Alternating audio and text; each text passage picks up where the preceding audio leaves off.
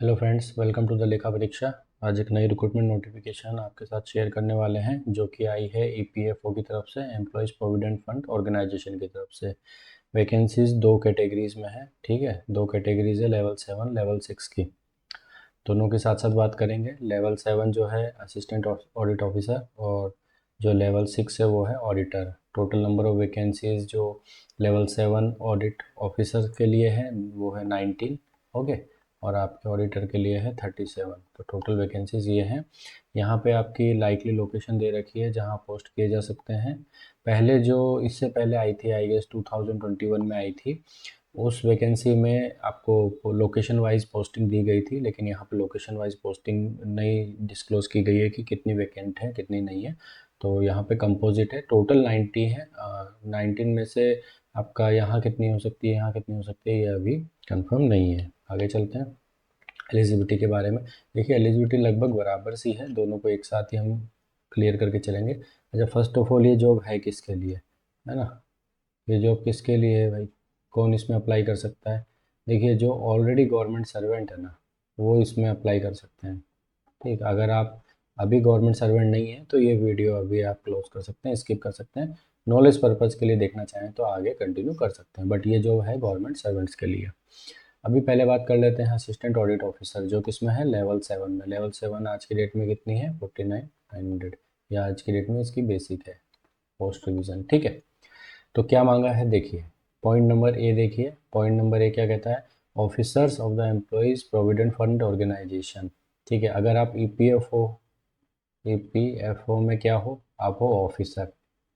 ठीक, दो चीज़ें होती है, एक होता है ऑफिसर और एक होता है नॉन ऑफिसर, है ना, यानी कि अधिकारी और कर्मचारी। तो आप अधिकारी होने चाहिए, ऑफिसर। और सेकंड आपके पास क्या होना चाहिए, possessing the experience in accounts oblique audit of the public funds. तो ये दो बातें, ये प्लस बी, ए प्लस बी आपके पास है तो सफिशिएंट है। अब मान के चलिए आप ईपीएफओ के नहीं है, ये वाला केस आपके साथ नहीं है, तो फिर आप गवर्नमेंट सर्वेंट होने चाहिए। और क्या होना चाहिए, होल्डिंग एनालॉजियस पोस्ट। ठीक है, holding analogous post on regular basis, यानी आप क्या होने चाहिए, आप एक रेगुलर एम्प्लॉय होने चाहिए। ठीक है, रेगुलर एम्प्लॉय कहाँ होने चाहिए, गवर्नमेंट में होने चाहिए। ठीक है, कितने सालों के लिए, with 5 year of regular service in the post of level 6, यानी कि आपका एक्सपीरियंस क्या होना चाहिए, मिनिमम 5 ईयर्स का होना चाहिए।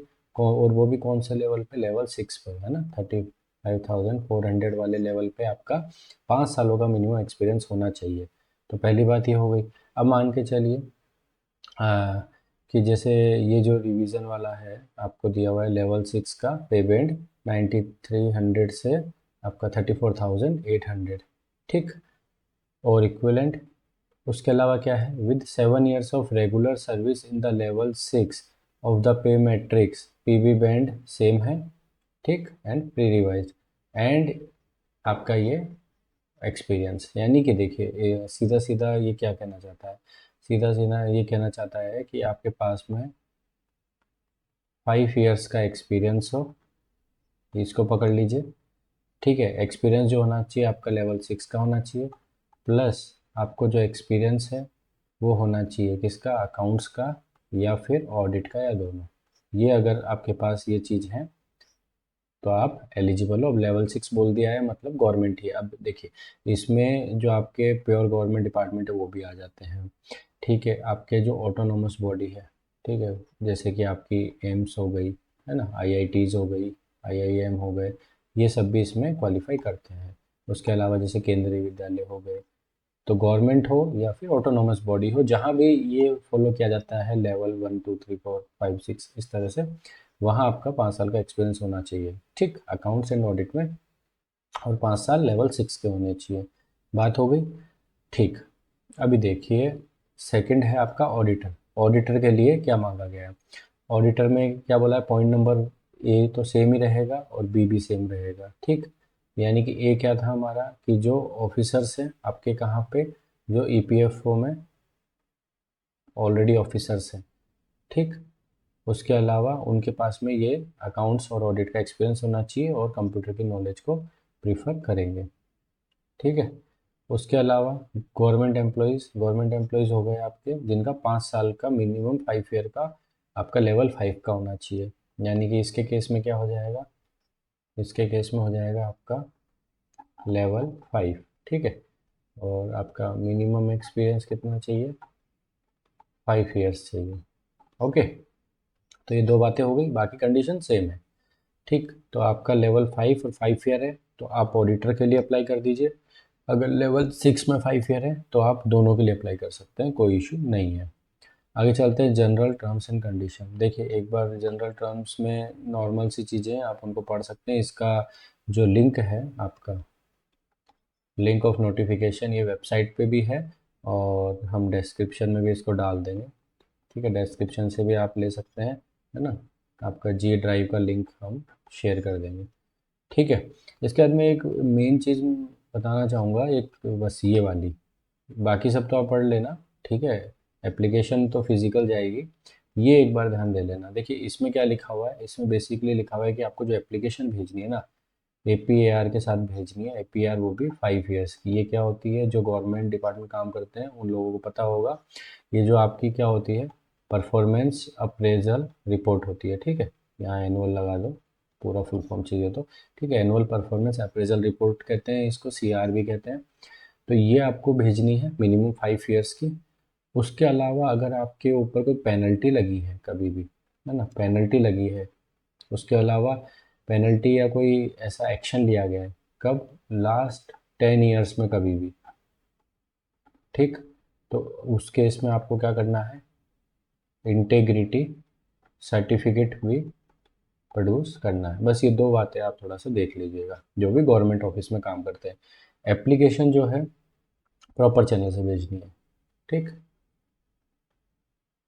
प्रॉपर चैनल से भेजनी है, ठीक है। इसके बारे में अभी मैं नीचे बताता हूँ, देखिए कैसे करना है। अभी फॉर्म इसमें नीचे अपलोड किया गया है, ये हमारा फॉर्म हो गया, ये आपको साइट पे मिल जाएगा।